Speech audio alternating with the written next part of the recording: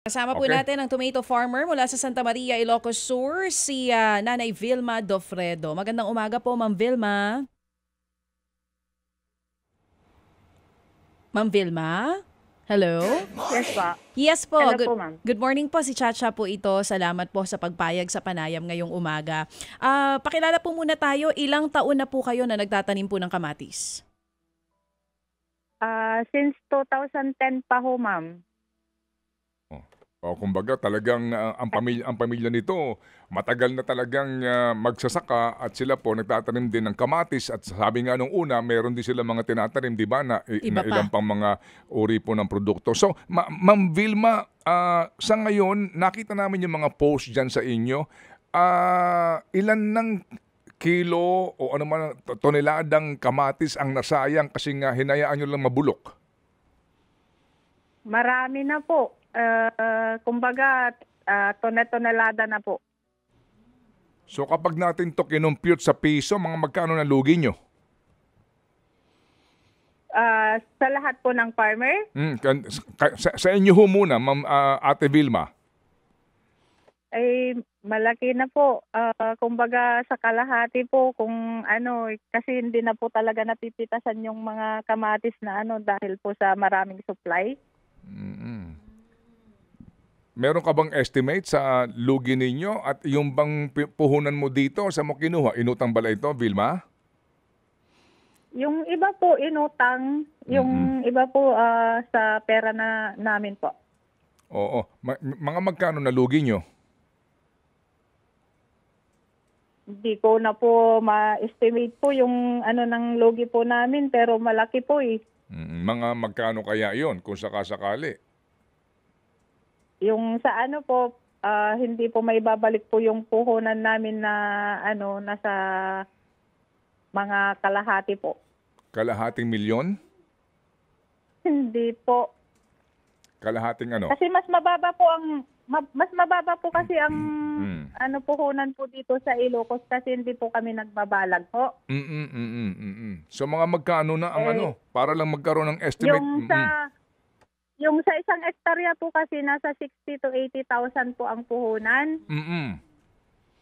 Yung sa lugi po kung ano nasa kalahati po yung sa isang hektarya po. Ayun. So kung ang puhunan mo 40 mil, 20 mil kaagad sa bawat hektarya, ganun, no? Opo. Oo. Sige. So sa ngayon, meron ka ba bang kamatis diyan na hinahayaan niyo lang mabulok o totally tapos na kayong ano, tapos na ang anihan ninyo?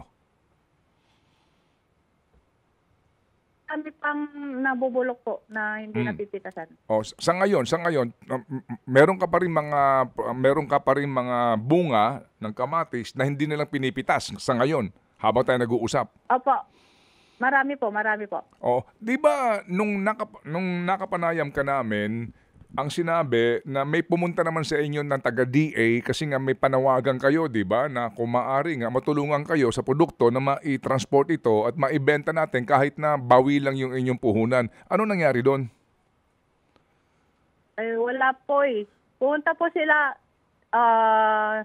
nung na-interview ako 27 po ng February, 28 po, pumunta po sila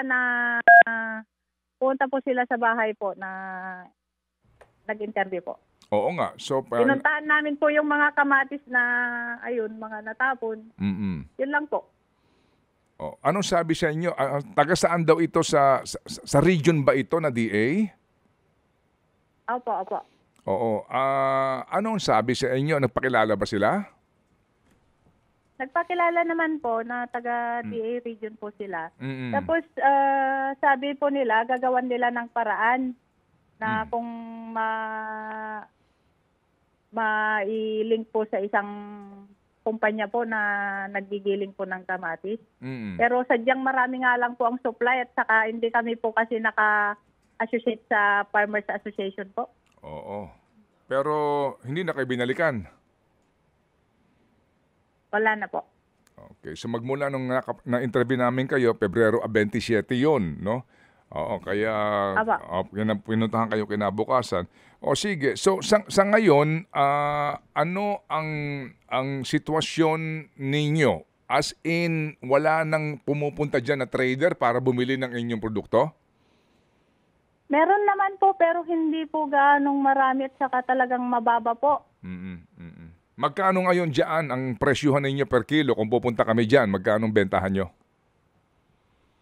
Yung sa hinog po at saka half ripe po. Oo, dyan, yung kamatis ninyo, magkano? Kung pupuntahan kayo dyan ng bibili ng inyong produkto, magkano ngayon per kilo? Yung per kilo po sa ngayon, ang kuha po sa farmer, 5 po. 5 sa 7. Ano po? 5 pesos per kilo sa 7, 5 sa 7. Apa. Oo. Pero ang puhunan Apo, dyan... depende po yun sa sa kondisyon ng kamatis. Apa. Pero magkano puhunan doon? Per kilo dapat? Dapat hindi po bababa sa 10 para may kita po. Ayun. So talagang lugi na ito. O sige. So kayo mismo, ilang ektarya yan ang inyong taniman ng kamatis? Sa amin po, nasa 4 na hektarya po. Okay. Diyan sa yung mga kapitbahay nyo, meron ka mga kasamahan dyan na kamatis din ang itinanim? Marami po eh. Yun yung iba, hindi po napitasan kahit isang beses napitas po. Wala po eh. Kasi nga dahil nga sa konti po lang yung ino-order, saka talagang mababa po. At yung pagpitas pa lang, may gastos na nga eh. Yun ang hindi mo naman kakayanin yun. O sige, so ito kasi mga na-post ninyo, nakita namin, talagang hinayaan nyo na lang na mabulok ito. Opo, kasi nga po yung walang order, walang mamimili, konti lang po yung ino-order po nila. At saka malaki po ang gastos sa pamimitas po. Oo. Sige, baka may panawagan ka ngayon sa taga-agriculture department, no, na nakikinig ngayon sa atin. Baka lang may panawagan ka sa kanila para sa inyong sa inyong sitwasyon diyan. Pwede ba natin mapakinggan, Vilma? Sana man lang po na matulungan po kami ng mga kamatis farmers po. Kahit matulungan lang po kami sa pagbibigay ng libreng binhi po para may magamit sa susunod na cropping po.